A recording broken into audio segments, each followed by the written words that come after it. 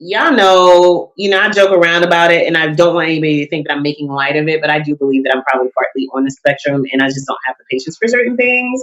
And I was just like, sis, I came for music. I did not come for this Black Girl Magic Love Fest, which is great, albeit possibly insincere. I don't know these women in real life. So then after I posted that on Facebook, everybody was like, oh my God, it was amazing. I hear you. I'm glad you enjoyed it. It ain't do nothing for me.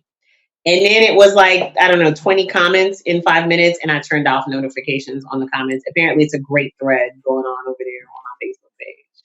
Well, it didn't do anything for you because you checked out. So obviously, it didn't do anything for you. I was there for a while, and so what we learned was that they are actually really good friends. They also feel like there's been this narrative that has been trying to pin them against each other for years. And I mean, they're really good friends. So it was a fireside chat. It was teachable moments. They went in depth into a lot of the song lyrics. It was a kumbaya, black, come to black Jesus moment. Okay. And 800,000 of us stuck around for the That's majority of it. amazing. God bless. Look, So look. I listen. I'd rather have that than the weird energies of the other ones. Yeah. I'm all for competition if you're gonna do it right.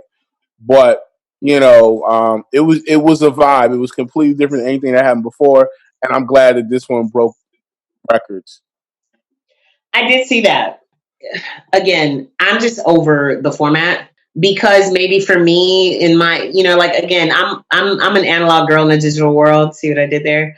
I am your young auntie, and in some ways, I am technologically challenged, and not even technologically challenged, but just flat out looking at you like, look, I'm not doing this shit with y'all. So it's just like the accessibility, the fact that like I have to sit, like I can't. I don't know. I was in the car. I really was hoping that this was going to be the one because I was in the car and I could just let it play through my speakers in the car because I'm not supposed to be looking at the phone anyway. They weren't playing music, they were talking. I wasn't really necessarily trying to hear that. And so, yeah, I'm sorry I missed it. I'm glad it was a moment for the girls. I've also come to understand from going back and looking at the playlist that I'm clearly a bigger Erykah Badu fan than I am a Jill Scott fan because I really don't know Jill Scott songs like that after the first album. I love Jill though. A lot more people knew Jill Scott's albums and content than Really? I thought. Oh, then you Yes. thought. I thought you were going to say than Erica's. No, I mean, so when you talk about artistry, Erykah Badu is the more known entity. Okay. That's that's not without a doubt. But Jill Scott's catalog is extensive and impressive, and as a non big label stamped artist, she's had a hell of a career. And I think that's one of the things that we learned as she played her catalog, and all her stuff went back on iTunes, and Erykah's stuff went back on iTunes as well. Well, this weekend we're getting Nelly versus Ludacris. And somebody posted a side-by-side of their numbers on Spotify. Baby, let me be the first person to say that we clearly do not put enough respect on Cornell's name. When I tell you, Well, I mean, did you see that side-by-side? I didn't, but I didn't need Spotify to tell me that. I mean, first of all, Nelly went diamond. So I don't need Spotify to tell me that Nelly is one of the biggest artists in music in rap history. And so is Luda. So I mean, I just didn't need it, but I'm glad that the kids get to see it because I was around during Suit and Sweat. I was around during Nellyville, Country Grammar, all those types of things. So maybe people forgot. I saw somebody say Air Force Ones was attributed to ASAP Rocky. So that goes to show this generation knows about Bless Nelly. their hearts. So that was my thing with it. Like, not that I needed somebody to tell me how big of an artist Nelly was. Like, I definitely understand that Nelly has done some things that, like, nobody maybe in hip hop will ever do again, possibly. But when you see some of these numbers actually in your face, when you see that he has his top 5 most popular songs all have over 100 million streams on Spotify. And the least of these is Country Grammar, which has 109 million. Hot in Here has 203. Just a Dream has 214 million. Ride With Me got 240 million. Dilemma has 346 million streams on Spotify alone. And that's us. That's all people our age going back and reliving our teen years. And, Dilemma But was Ride With such Me gets a ridiculous amount of play nowadays, like still today. Like airplay on, the old school stations and stuff like that. Right. Those boom stations and things like that. But because that record, Nelly's got great music. Mm-hmm. And Ludacris does too. And here's why I like this battle. Like, there's other people that I would, people have been throwing around, but I like this battle because Ludacris is also one of the great artists that we don't talk about. Yes, that is true. And he achieved all the accolades. He had all the numbers. He sold all the records. He did the movies. Like, both of these guys are staples in 2000s hip hop. Right. Here's the thing.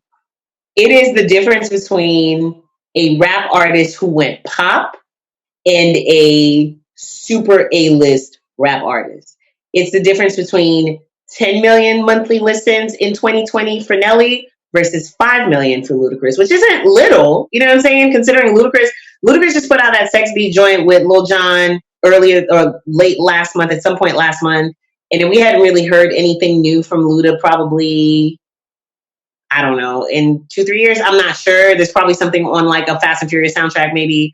But 5 million for Ludacris in 2020, I think is super respectable. And when we're looking at these numbers, if we weren't comparing him to Nelly, maybe Eminem. I don't know who else has these kinds of numbers. Where you're talking about 74 million for My Chick Bad, and I doubt that My Chick Bad is Ludacris's most popular song in terms of things that might have been a crossover or what have you. So this is going to be a good one because they have smash hit records, and I can see this going blow for blow. And I think that both of these guys are going to play their hits. I don't think it's going to be like, I'm going to play this obscure B-side that I really liked. Chris with his radio background, Nelly just being, Nelly, I just feel like they're going to play their hits. Speaking of hits, I don't know how I ended up in this amazing late 90s, early 2000s rap time machine yesterday. I forget what song. I know what song it was. For whatever reason, the horribleness of some of the lyrics from Dead Wrong by Biggie popped into my head. And then I went to listen to the song and I played the song. And it mixed in a bunch of Busta Rhymes records in there. And that made me think, why has a Busta battle not happened yet? I think people sleep on the fact that Busta Rhymes gave us at least 2 to 3 mega hits per year from 1996 to 2006 consistently. I don't know. I think there's just no artist like Busta. Like, who do you compare Busta to? Who would have made you say, yeah, that person versus Busta? I think it's more of a homage to the longevity and just the diversity of his catalog. I mean, he maintained every part of himself through no matter what he did, no matter how big he got. He always maintained the core from Leaders of the New School. It's the same dude. Even when it's Pastor Cavassier, he's the same dude. Cha Cha Cha. Same dude with his crew. Same guy. Like, his whole catalog. No matter who he was producing, Knots records and, Neptune's records, it was the same energy. So it's like, who battles him? And the flashy names you would think of, you'd have to put him up against somebody close to a Jay-Z or somebody like that because of the number of years he has on his belt. I'm not saying. I asked my question on Facebook and on internet. On Facebook and the real internet, Twitter. And apparently his name had been thrown around in the last few weeks or the last few days. I think because stylistically and in terms of creativity, specifically with their videos and just in general, people were saying him versus Missy. And then somebody said that Swiss said that Snoop and Busta Rhymes were going to battle. That would be a good one. That's comparable because, once again, Snoop's a guy who has diversity, who has a style that's all him, who's done all different types of vibes, records, street shit, whatever. I'd pay to see that one. That's a good one. So this is what they're talking about out there in these streets. Obviously, I can just continue to be bothered because these things are not going anywhere. Somebody on Instagram asked why Missy's not been brought up, and I think Missy's been brought up a lot. But again, it's the same thing. Who do you put her up against? Right. It's who do you put up against Missy? Because people have to remember Missy's been around since the early 90s. She's got hits as a producer, songwriter, singer, rapper, dancer, whatever you want, and she's in the Hall of Fame. So that's a conversation like we really got to. And it's also that, you know, rap still feels like we have to separate male and female artists. Like, you're not thinking about, you know, other men, like men that you could put up against Missy, like a Busta Rhymes. You're thinking what female artists. And when you say what female artists, it's like, okay, is it going to be a female rapper or is it going to be a female singer? Honestly, I'm thinking of people because, Nicki? like I said, nah. Catalog-wise, I mean, they're not in the same bracket timestamp-wise. I mean, I'm just asking a question. In terms of the size of the popularity of their hits? Nicki just got her first #1 hit today. After God knows how many years. I'm so baffled by. Me too. But she's a very talented person. She just lives in an era of popularity, right? She lives in the social media age where she has tremendous popularity. Never going to take that away from Nicki, nor talent, nor whatever. But material-wise, she can't hang with Missy. That's all I'm saying. It's not too many people that can hang with Missy. I mean, is social media roasting me right now for saying that? Okay. I don't know. I mean, we know we're not putting her up against. I'm just saying. We're not putting her up. Like, I'm just trying to think. Like, if it had to be a female rapper, who would it be? It wouldn't. That's what I'm saying. Like, first of all, Missy's not. I get bothered when people call Missy a rapper because that's like one trick in her tool bag, and it's not even her best one. Missy's a singer, songwriter, producer, rapper, probably last. But because she's black, when she went in the hall, they said, "Oh, female rapper Missy," and I was just like, "All right." The first time I heard Missy, she wasn't rapping no raps, but okay. I don't know who it would be. And then on the singer side, yeah, Missy you can't. Missy just got to go on and just do like a fireside chat with Timbaland. I just want Missy to play records. That's it. That's really it. And tell us how they came about. I just want Missy to talk. Exactly. That's it. I just want Missy to talk and tell, like what Jill and them did. I want Missy to do that, but by herself. Bring Mocha and Nicole Ray out and talk to them. What's Mista doing today? Or is that their name? Not Mista. What was the name of the group? Cheers to you, those guys. Oh God, you going back in the bag. Playa. About 702. Listen, Playa in the vocal production and songwriting that they lent to and background vocals that they lent to Nicole Ray's album. Good times. All right, so you brought it up. This week was a groundbreaking week for women in hip hop, albeit baffling. It was. Doja Cat's Say So remix just became Nicki Minaj's first Billboard Hot 100 #1. And I just, mind you, the first time that she was on the chart was 10 years ago. Mm-hmm. 10 years. And Nicki also now has a record for how long it took for her to hit #1. Because I'm trying to find what the number was, but it's something like she's had like over 100 entries. There we go. So this is Nicki Minaj's 109th song on the Hot 100 list. Okay.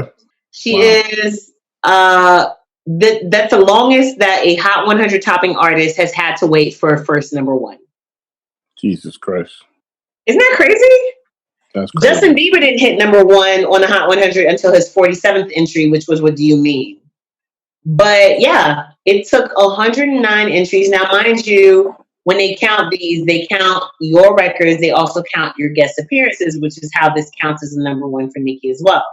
But It took 109 songs for Nicki Minaj to get her first number one. The song is breaking all types of records. But yeah, so okay, all the things that this record has, all the records of this record has broken. It is Doja Cat's first number one. It leaped from number 6 to number 1. Remember last week we were talking about how it came out a day or so after the Megan Thee Stallion remix, and so it didn't chart the same way. The Savage remix jumped from number 4 to number 2. So now you have 4 black women, 4 black female artists at the number 1 and number 2 positions. It jumped from number 16 to number 1 on the digital song sales chart. And then the Savage remix became number 1 on the rap chart, I believe. So it's all kinds of dope shit. It's all kinds of dope shit. And then one writer who I follow on Twitter wrote an article 2 years ago that was talking about how maybe hip hop is finally ready for its moment for female artists. So to see this happen just 2 years later, when at the time, like, I think that there had only been like, I'm trying to pull it up because it was a fascinating number to me, but how far we've come in 2 years. Okay, this is what it is. So the writer's name is Brianna Younger. And she wrote an article for The New Yorker in 2018 called "Is Rap Finally Ready to Embrace Its Women?" And she said, at the time I wrote this, only 5 women who rap had ever topped the Hot 100. Lizzo became the 6th, and then Doja Cat and Nicki Minaj became the 7th and 8th this week. So we haven't even had 10 female artists, 10 female rap artists top the Hot 100 yet.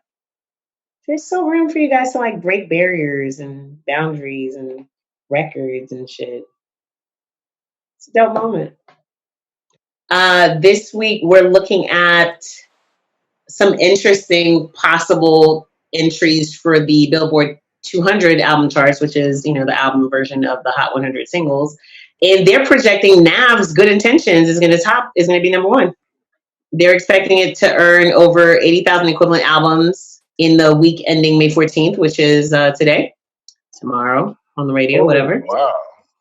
And they're expecting Khelani to come in at number 2 and Little Durk to come in at number 3. Bad Bunny just dropped the surprise project. Did y'all know Bad Bunny dropped the surprise project? Mikey? How is our resident Boricua not telling us things like this? You're fired, Mikey.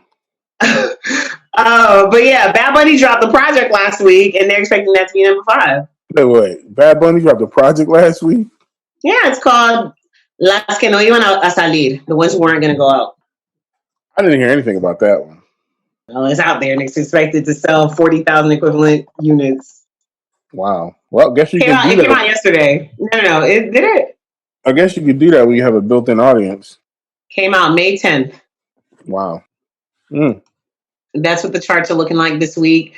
And then Snoop Dogg is potentially going to top a Latin albums chart as a guest on a song by a Mexican group, which I thought was interesting. Snoop don't give a fuck, yo. Snoop is just out here. What kind of album does Snoop not have?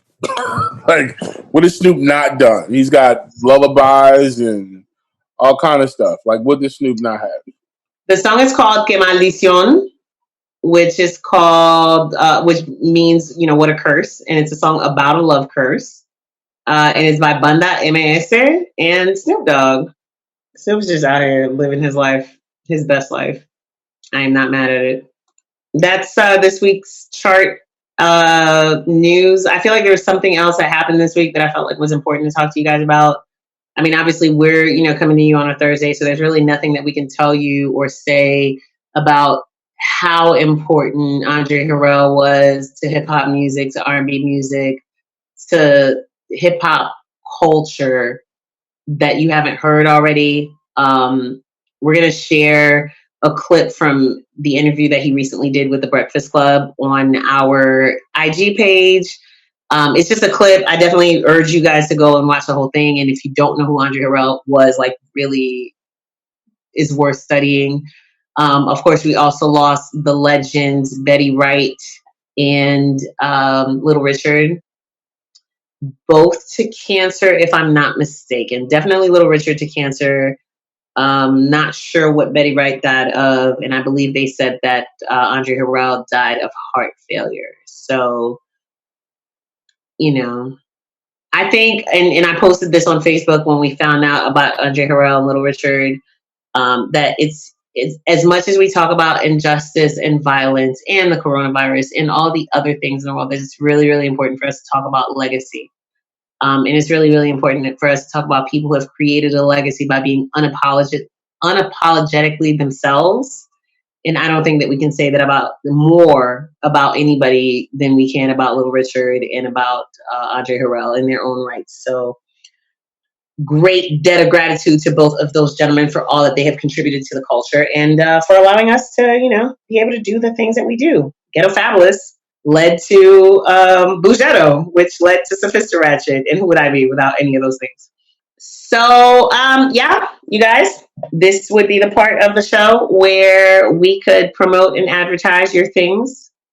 Like Siz's thing. Siz has a thing that he does on Saturdays. Tell us about it. It's called The Pull Up, actually. And we get together a bunch of dope songwriters and producers, and we do like a little around the horn style, passing the aux style showcase. Having a lot of fun. We got 4 different themes. We do 4 different rounds. And we just show love, man. So if you have some stuff, you're a dope producer, songwriter, artist, you can send it to us. Go to bouncegang.com. That's BOUNCEGVNG.com/events and sign up. There you go. That could have been your ad. Right. But it wasn't. It was Sis's ad. I'm going to drop in my ad. Boom. I used to do this little thing called The Download on ABL Radio. Shouts to my ABL Radio family. It was a roundup of news and new music from the internet, and I used to do it every day. Since we're all stuck in the house right now and ain't a whole lot going on, I'm going to bring that back and do it weekly. And you can find that on definitely Instagram, maybe YouTube, if Sis wants to work with me and help me figure out how to get to all the platforms. Because again, I am your technologically challenged auntie. I got you. So this is the portion of the show where we talk about new music that was released this week. And you and I have a way of conjuring up people that we thought were gone. And RMR is back. RMR is back. And this is actually the remix of a song that came out that we talked about last week. So once again, shout out to Ism, and I said that alum, my little brother. Super proud of him. But this time we got the Dealer remix with Little Baby and our guy Navadius, yes, Navadius, aka Future. So they dropped it with a video. It's kind of cool. In the video, each of the rappers are represented by like Greco-Roman statues, but you can tell that it's like Future's face, Little Baby's face, RMR's face, rapping. I am not mad at RMR's singing voice. He doesn't sing all the way through his verse. It was an interesting listen. I don't know that anything necessarily stuck out about it for me, though. Like, it just sounded like, whatever shit you would hear Future and Lil Baby on. Well, it was kind of like they just jumped on the vibe and added to it. If you like Future, it extends the record. It's cool. It's an extension of the record. I like the record already.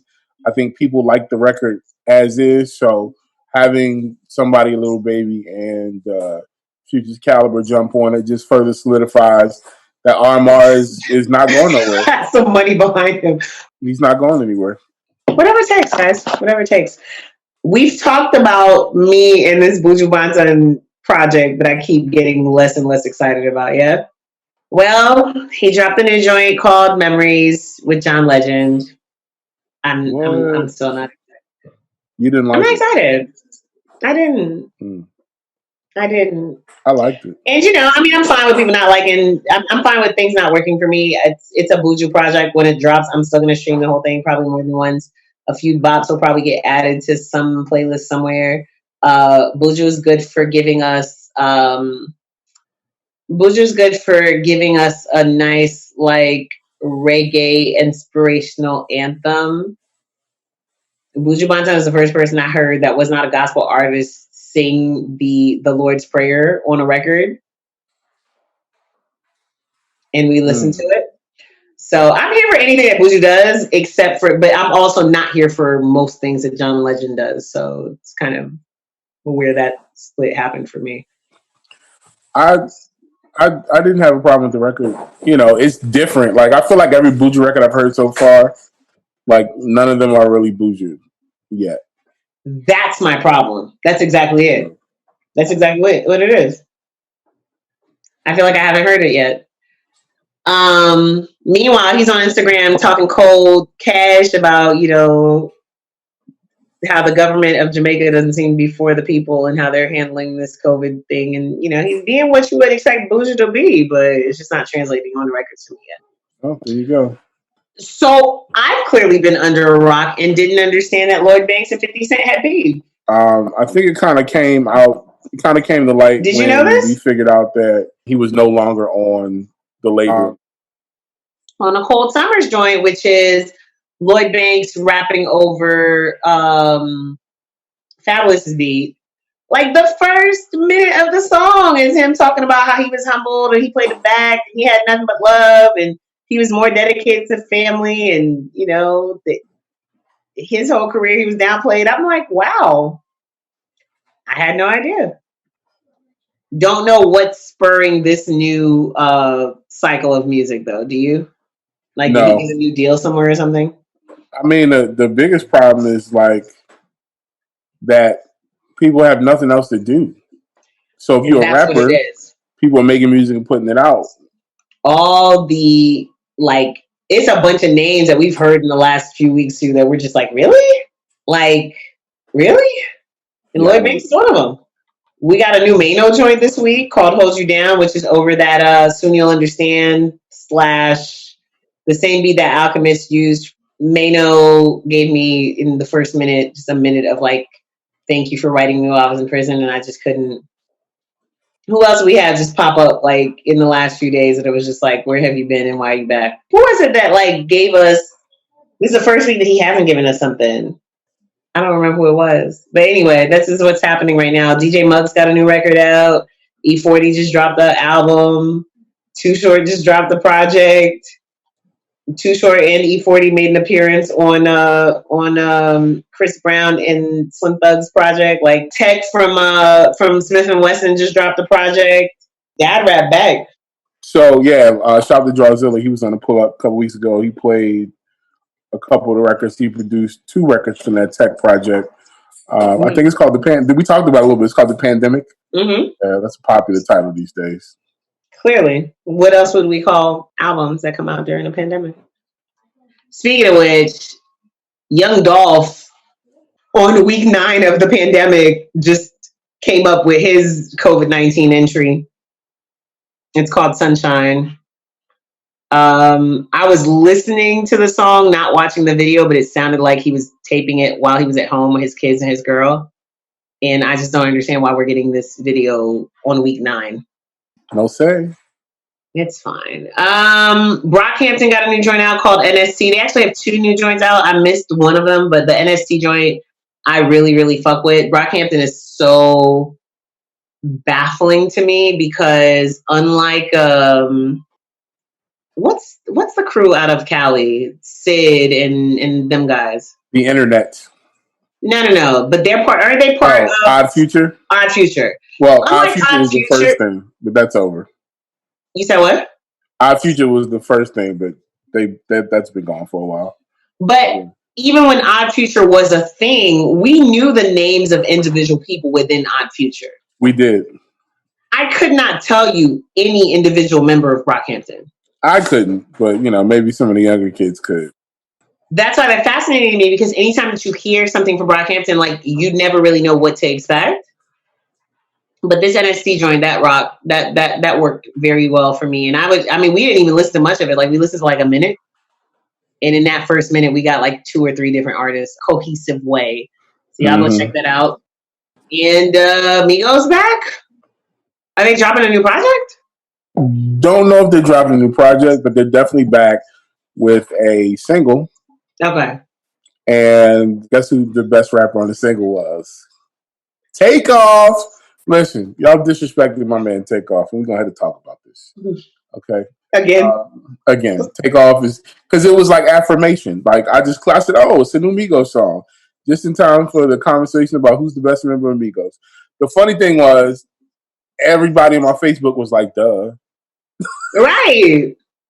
So I was just hoping that it wasn't just me, and clearly it wasn't. So you guys all rock. Shout to Quavo for the aforementioned reasons, and also Offset. I think Offset has a gangster vibe I fuck with. Quavo's like the commercial guy. He's the pop star of the group. Yeah, but yeah. Takeoff goes first.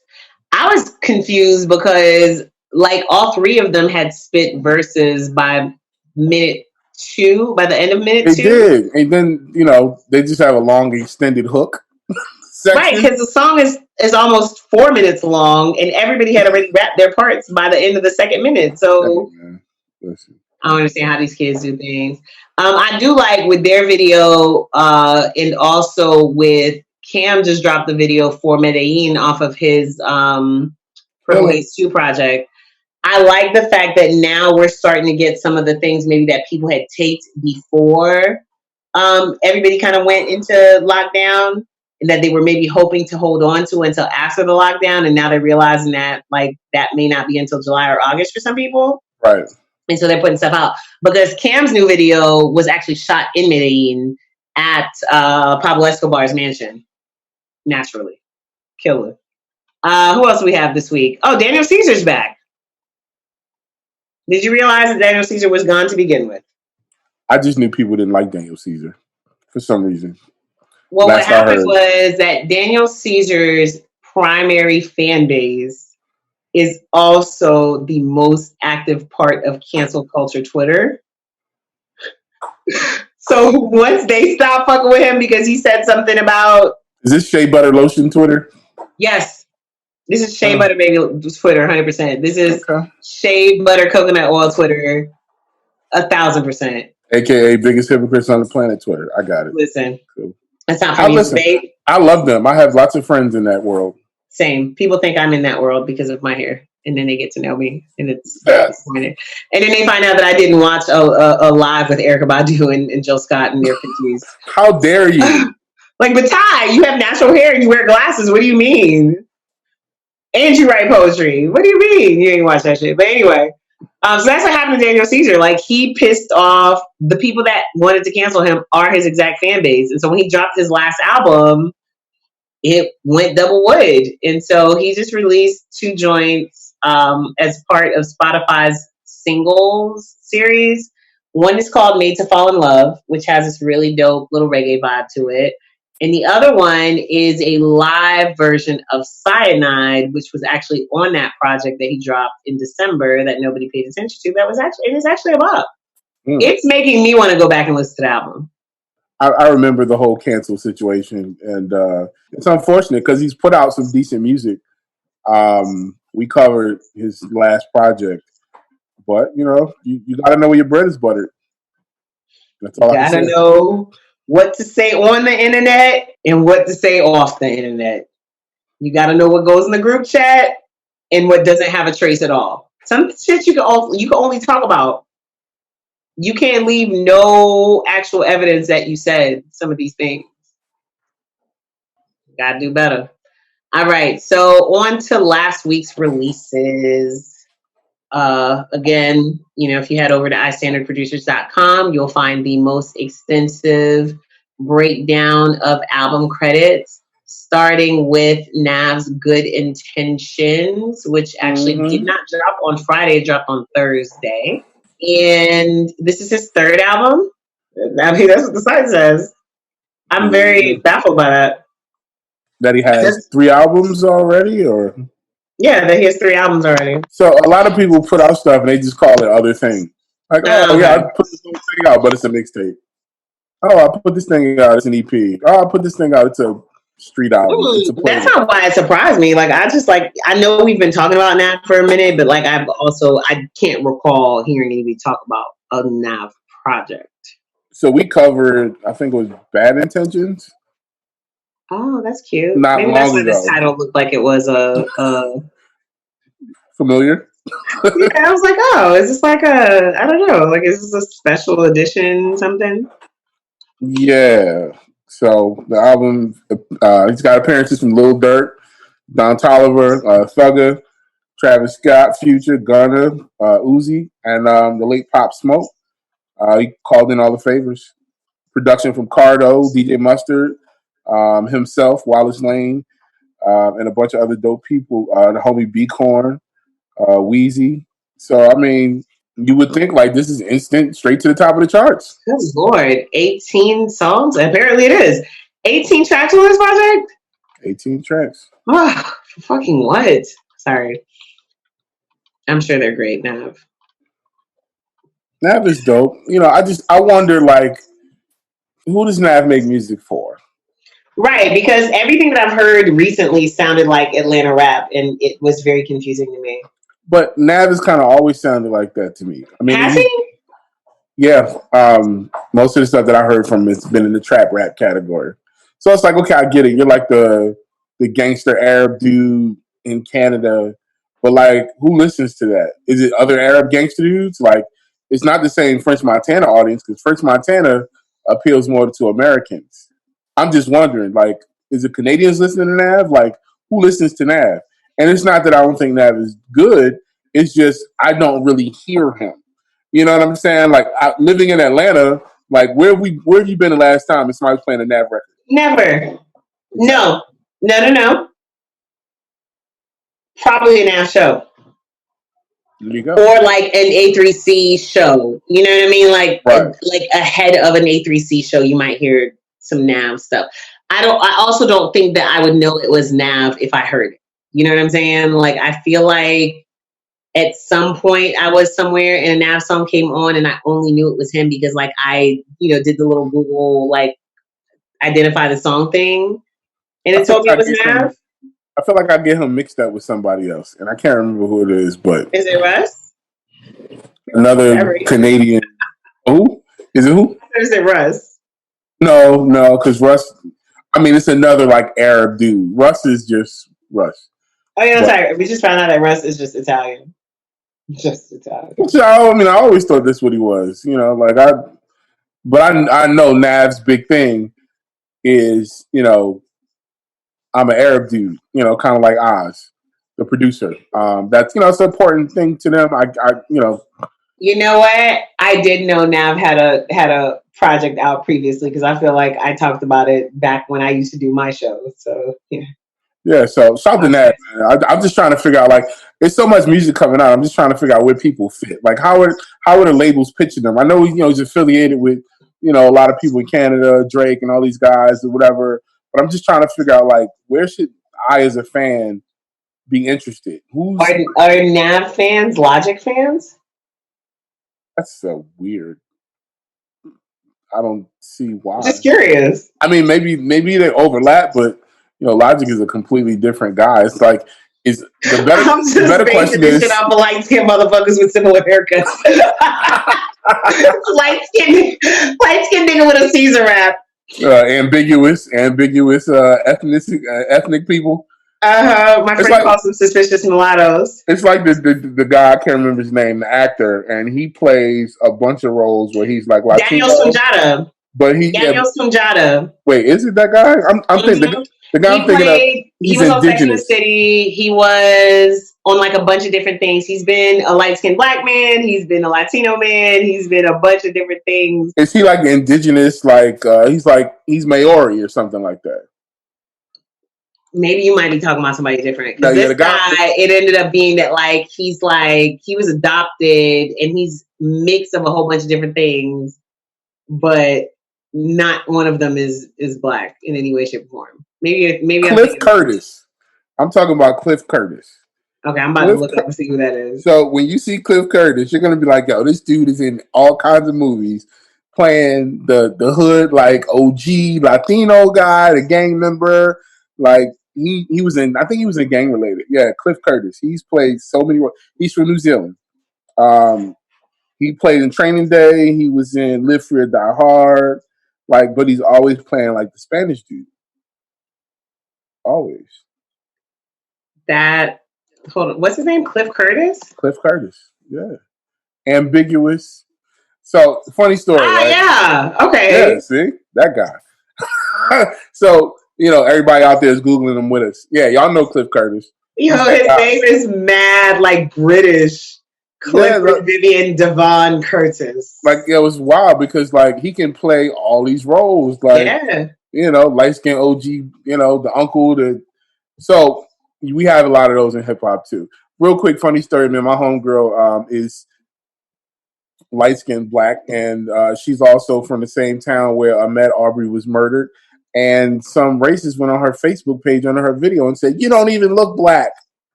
You don't even look African American." So in 2020. In 2020. Y'all, be vigilant out there. Shit is be real. Careful, y'all. Watch out. Still real.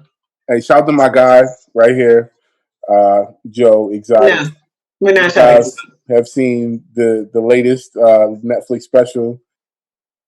Wait, there's a new one? It's like an after show. Oh, yeah, with Joel McHale? Yeah. Lord, man. Now, you talk about racists. Whew. I'm just trying to figure out when they're going to arrest Carol Baskin. That's all. That's what we're waiting on. Oh, Carol. Because Carol, she killed her husband. She did as TikTok has told us from their remix of Savage. Lil TJ dropped a project called State of Emergency. Yes, he did. I'm going to guess by the song Zoo York featuring Fabio Foreign and Pop Smoke that Lil TJ is also one of these Brooklyn drill cats. I know Lil TJ's had a lot of beef recently with people. That's what I know him for. This track list makes me feel so old because I don't know who anybody is that's featured on here except for Fabio Foreign and Pop Smoke. I mean, he was born in 2001, so like I literally could actually be his mom. You could. He's from the Bronx. Again, I literally actually could be his mom. Mm-hmm. I was in the Bronx in 2001. So he's more, I guess. I mean, he's in that he's like a drill rapper, I guess. But he had a couple collaborations with Polo G. Okay, so is it still considered Brooklyn drill if the artist is from the Bronx? No. Okay, what is it then? Is it New York drill or is it just drill? We're still trying to solve this drill thing. How many episodes later? I don't know. We're gonna figure it out. We'll call this episode "Okay Boomer Part 2." Running down the production on here. I'm gonna let you do that because I don't know who any of these people are, and I'm sure that you might. Axel Beats. I know who that is. So if Axel's on it, it's definitely drill. Well, he's on the one song with Fabio Foreign called "Shoot for the Stars." That's obviously. So like the two main producers I'm seeing the kid 808 Mello and he's on here too. Axel. So those guys are like the main drivers of that sound. But he's got some other joints. Am Depths, Tweak Tune, Ty Quill on the production, Bordeaux, Non-Native, Axel, obviously. We got Great John. Ben's Music, Real Beats. These sound like a bunch of random names that he found on YouTube. But shout to those guys. 808 Mello, like you said. Aria, the producer. Listen, I'm all for new producers breaking in the game. And I'm sure you're going to see some of these names pop up again and again because that's how waves start. But they all sound like some YouTube-ass producers. YouTube-ass producers. Some of them might be from overseas. So I want to get all the London producers from London. What? I love how these kids are just coming together to make music. Shouts to them. And may they have as long and prosperous careers as the OG E40. Indeed. Who is now on, nobody even knows how many albums E40 has out. I don't think E40 knows how many albums he's released. Oh my God. I mean, he's got to be nearing 50. I'm not even going to try to pull that up. And that's not even counting his mixtapes. Right. Did we write that down? Because we usually say, hey, Darren didn't even try. He said, forget it. And I don't blame him. So this one is, I guess, more of an EP. It's only 5 songs. Well, it says EP, duh. It's 5 songs called The Curb Commentator Channel 1. I don't know if that means we're getting a channel 2, 3, 4, or 5. With E40, who knows? It's Probably possible. 20. But you know what? He always comes with a bop per project, though. Like, and I'm gonna go in here and figure out what that is for this one. But I'm not mad. Like, E40 doesn't make music where I'm like, yo, stop making music. He's Right. E40. He's got his thing. He's got his audience. But he literally always gives me a record I really like. Like on the project before that, he had to Chase the Money joint. With it was actually how I got into Roddy Ricch because Roddy Ricch was on the hook, and I was singing the hell out that hook. And See, I was and that's like, the cool thing because I was gonna say that like on this project, he actually has K-Camp on one of the songs. So the fact that he does reach to younger artists, but not in a corny way, not in a way where he's trying to hop on their wave, but in a way where he brings them into what he does normally anyway, I think it's really dope. Yeah, got to join Wiz Khalifa, got the OG Sugar Free. His son produced the first record, Droopy. Shout out to Droopy. That was his son. Yeah, man. DJ Fresh, Pro Hozak Music, Wreck the Beats, and Decades. So shout out to those guys, and shout out to Be Legit also. Lil Durk dropped a project called Just Cause Y'all Waited, and I really wanted to know who was waiting. It's called Just Cause Y'all Waited too. And I was like, oh, people were waiting? Women who like toxic niggas like Lil Durk who, yeah. They're Lil Durk fans. Now, Durk's got an audience, man. He's got Durk's been around for a while. He's got an audience. People come to his shows. People listen to his music. Everybody's got a thing, and he's in somebody's playlist. Durk might show up in my playlist. You never know. You know what I mean? I'm not a hardcore Durk fan, but I do respect his talent. 15 songs on this joint too. Yeah, featuring Lil Baby, Polo G, got Gun on here. Somebody point me to the 3 songs I need to listen to. G Herbo on Chirac Demon. What's up with this? So everybody a demon now, huh? That's the new slang because I heard Khelani said it. Obviously, the Brooklyn Drill Cats is saying it because. Sis, we couldn't all be savages forever. No, so now we're demons. They're demons. I am not. I am a child of God. Yeah, let me know what songs I need to go listen to here. Oh shit, is this child's name really Durk? Yeah. Oh. You didn't know that? No. Come on, man. Where you been at? Clearly, listen, I just told you I didn't. No, clearly I was not paying attention to Lil Durk at all. What's funny is there's a picture of me and Lil Durk on the internet somewhere, and I've interviewed him in person. But you didn't know his name was Durk. I didn't know that was the kid's real name. Listen, D-U-R-K. I love reading these credits because there's a producer named Geraldo Live. That is his real name? No, I hope That's not. His producer name. That's his producer name. But shout out to him because he probably wasn't even alive when Geraldo got a chair thrown at his ass. But oh man, I love it. Haley Steinfeld dropped a project also called Half Written Story. It's an EP. And it's really good. I have not heard it. It is really good. I love Haley's voice. She's a very talented singer. Most of y'all will know her from the Spider-Man cartoon, Into the Spider-Verse. She played the girl version of Spider-Man. I'm blanking. Yeah, she played Gwen. Yeah.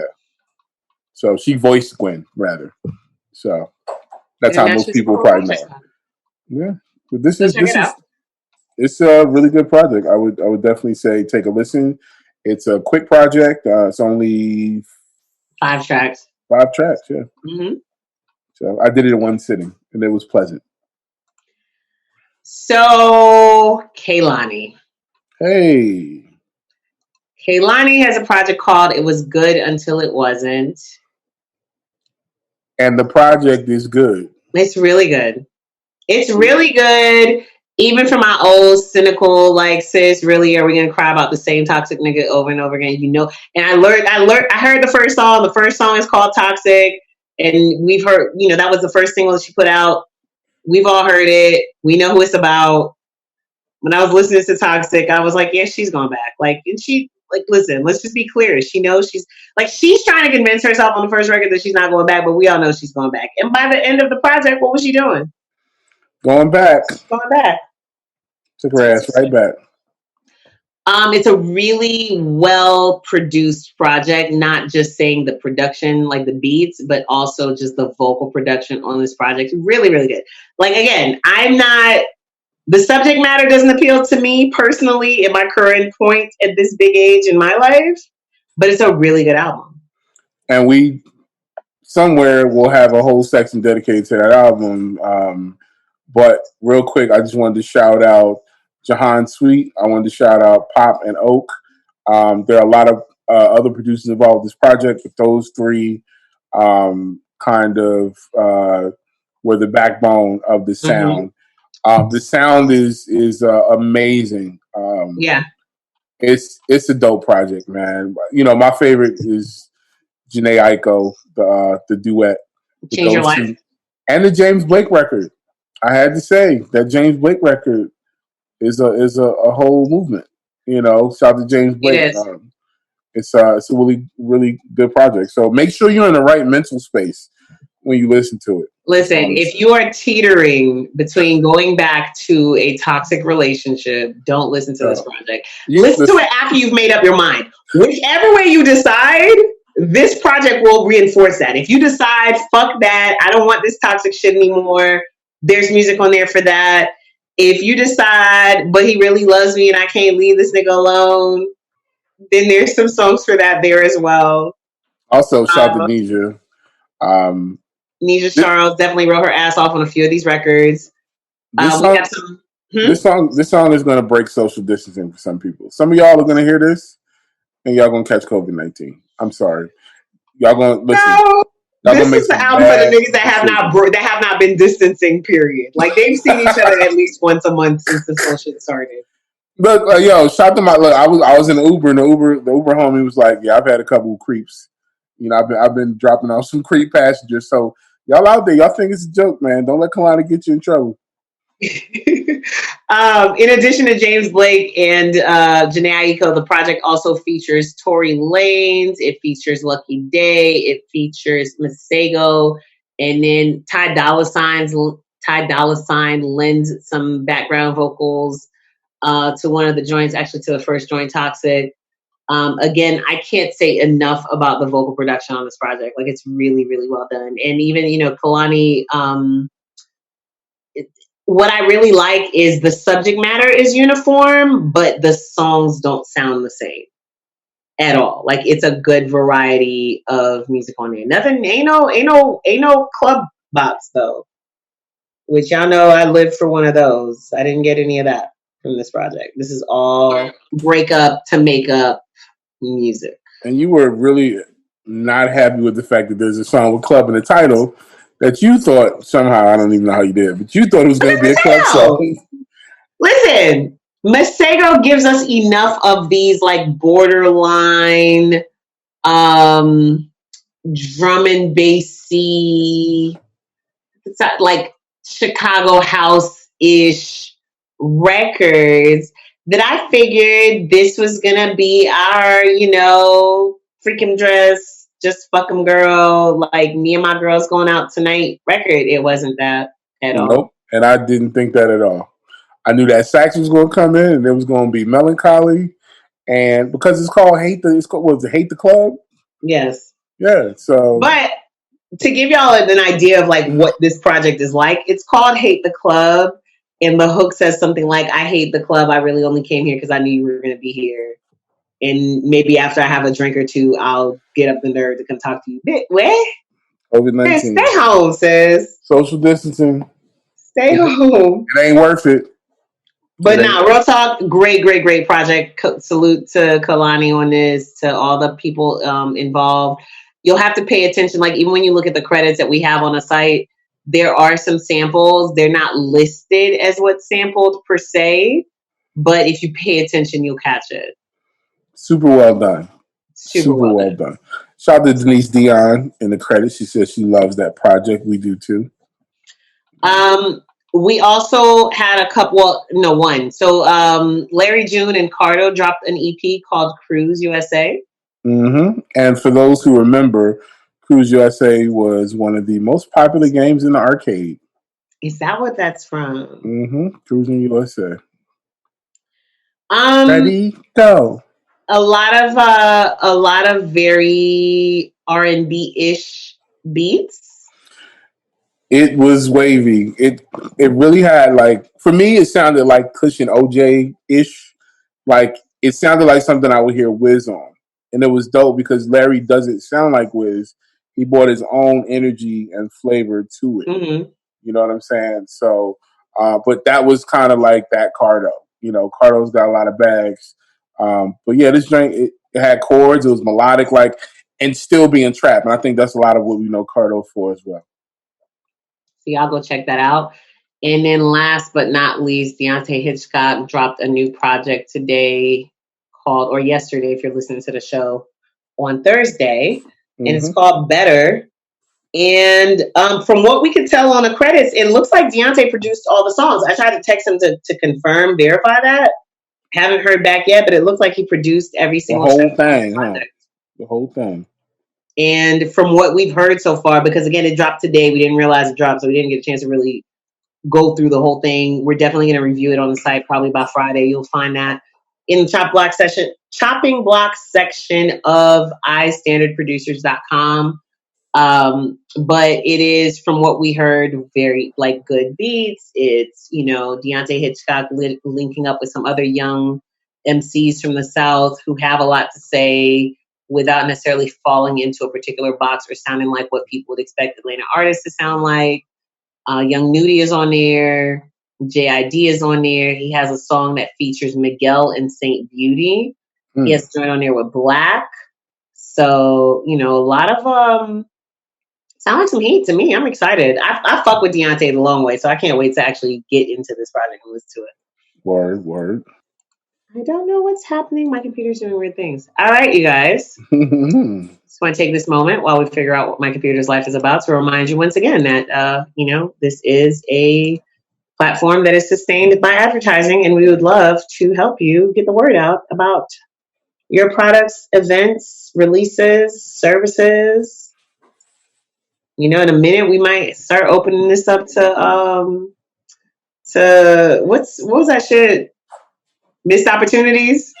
And also, you like my cool backgrounds. These cool backgrounds could be your product.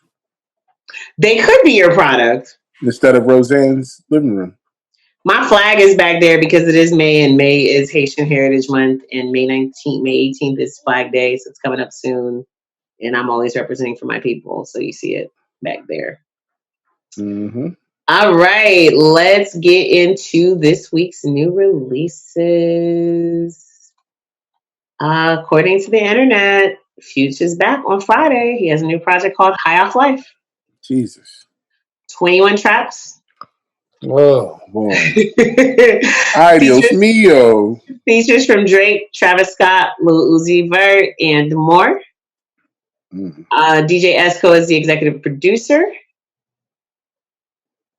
And Last Name, 100 Shooters, Tycoon, Life is Good, and the Life is Good remix are featured on this project. I have heard none of these songs except for Life is Good and the Life is Good remix. So are we just doing hard drive dumps at this point? Is everybody Chris Brown right now? Apparently. Okay. Although, you know, Future's been good for like doing like 1 minute songs. So I don't know how long these songs are. And somehow when I look at the track listing, which is up on the Epic Records IG page, it doesn't look like 21 songs, but it is. It is. Dirk on there, Thug on there, NBA Youngboy on there, and Meek Mill is on there. We got a Bon Jovi project. In 2020. I really don't understand why. It's actually called Bon Jovi 2020. Well, of course. What else would it be called? I feel like that's a title from like 1985. Hey guys, if we make it to the year 2020, let's drop an album and call it that. Charlie XCX. Yay. It's coming out this Friday as well. Kind of light on urban releases though. Moneybagg Yo is doing a deluxe version of Time Served. Yeah, Conway the Machine and Big Ghost. No One Mourns the Wicked. Polo G got a new project coming out called The GOAT. Smoke Perp got a project coming out called Florida Jit, and just that title touches my heart. We got Noah Cyrus, the younger brother of Miley. Sister. Noah's a girl? Noah is a girl. Why did I think that was a boy? No, Noah's a girl. Noah is Miley Cyrus's little sister. And Weezer has a new project coming out called Van Weezer. Van Weezer. Van Weezer. There's a new Scooby-Doo movie coming out. What?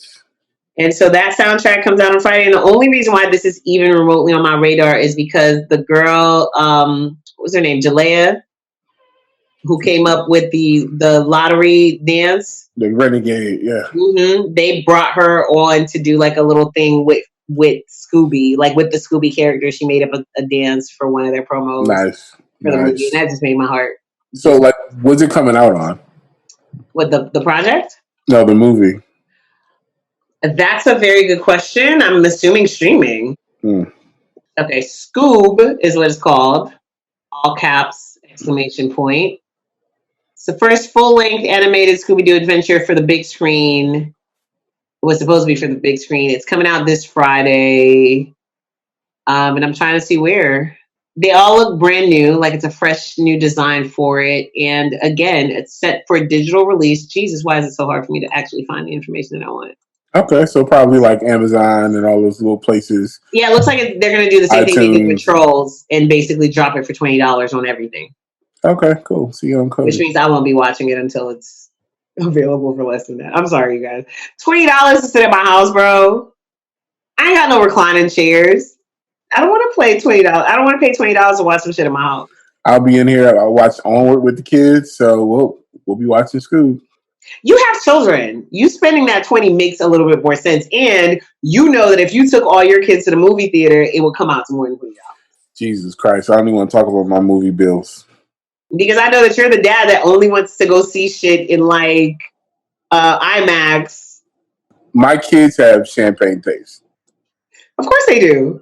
Oh, actually, no, wait. Oh, no, that's a different Scooby-Doo. I was like, wait a minute. It looks like it's cheaper than that. But no. Not for me. If y'all want to see Scoob, we could do like a Zoom premiere. I'll watch it with the homies. We actually watched The Last Dance. Oh, so we really haven't been talking about The Last Dance too much. Because I don't have ESPN. Somebody needs to break me off. Somebody needs to hook up Ty with ESPN Plus. All you people out there who got the Disney Plus bundle with Hulu, holler at Ty because you can watch it through that. But the music has been super lit. I need to find out. Because I haven't heard anybody talk about the music. I need to find out who's the music supervisor for this particular brand.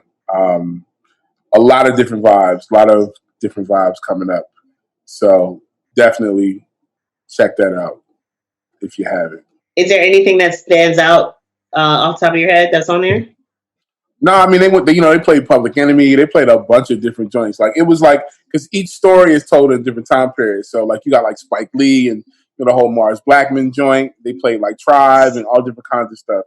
It kind of jumps around a whole bunch of different stuff. So I want to get the complete list. I'm surprised, or maybe Tidal did do a playlist. But I'll look that up.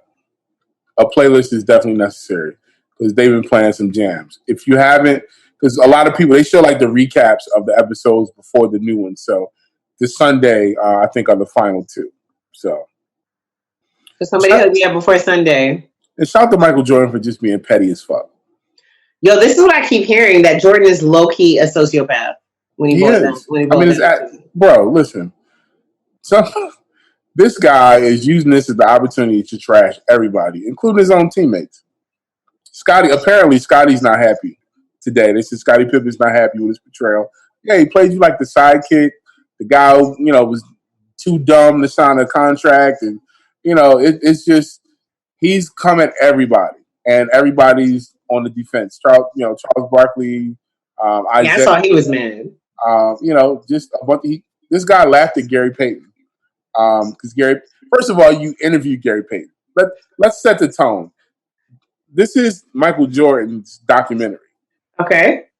You had them go interview your enemies so they could come back and show you the footage so you could laugh at it on tape. Like there's literally Jordan in his house. They're showing him like, yo, this is what Isaiah said. This is what so-and-so said. And last week, this is what Gary Payton said. Gary Payton said, when if they would have let me stick him, I had figured out. I got him tired. I remember the 96 finals, Mike. When Gary Payton was on you, you wasn't doing that great, sir. I'm sorry.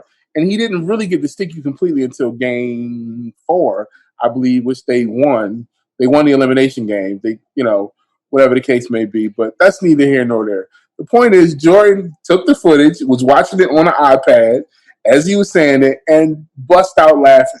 So the Jordan crying meme is now gone. Now we got the Jordan sociopath laugh.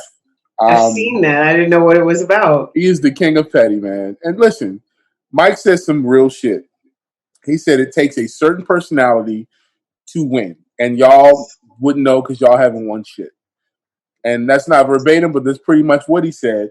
And being someone who tries to will people to win more than they actually want to, I get it. Everybody might have talent, but not everybody wants to win. There are people in this game, even in music, that are successful because of their actual production rate. Not because of their talent, because they actually produce. And a lot of people, we know way too many people who are fired, they're dope at what they do, but they don't know how to execute. They don't know how to see it through. I've spent a career, and shout out to everybody I've ever worked with, but I've spent a career trying to drag people to championships.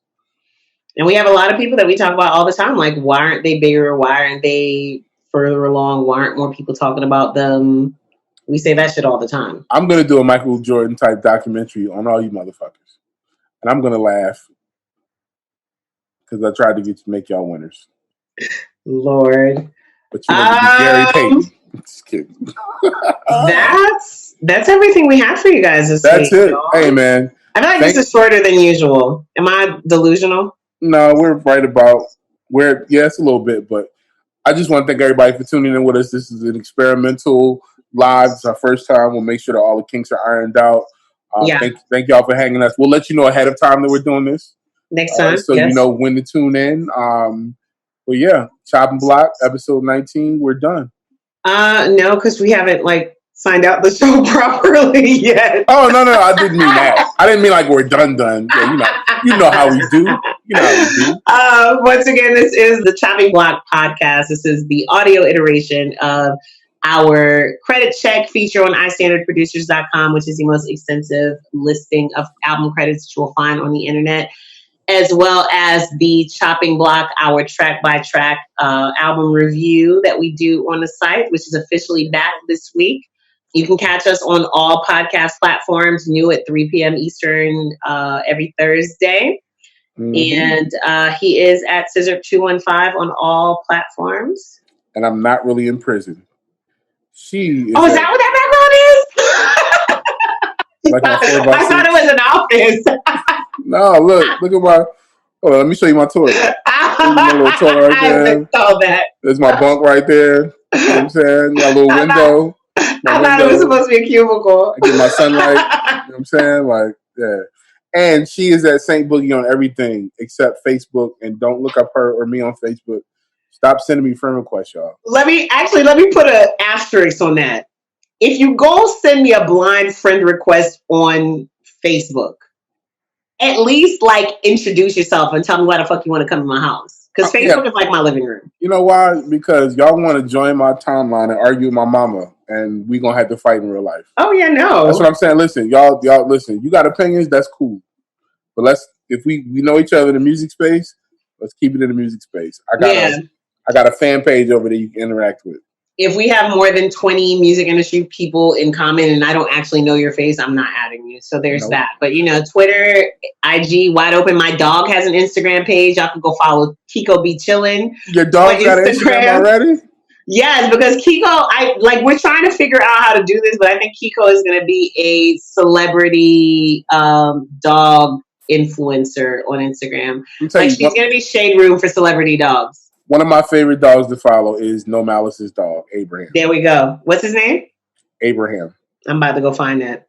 That's really what I'm going to do. As soon as I follow enough celebrity dog or dog influencers on IG, Kiko going to start blogging about them and reposting pages just like Shade Room and shit. Let's get it. It's going to be lit.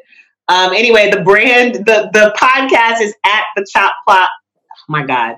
At the Chop Block on everything except for Instagram, where it is simply at Chop Block Pod. At the Chop Block Pod on everything else. At Chop Block Pod on Instagram. And the brand is at iStandard. And now we are out. Until next week. Peace. Peace.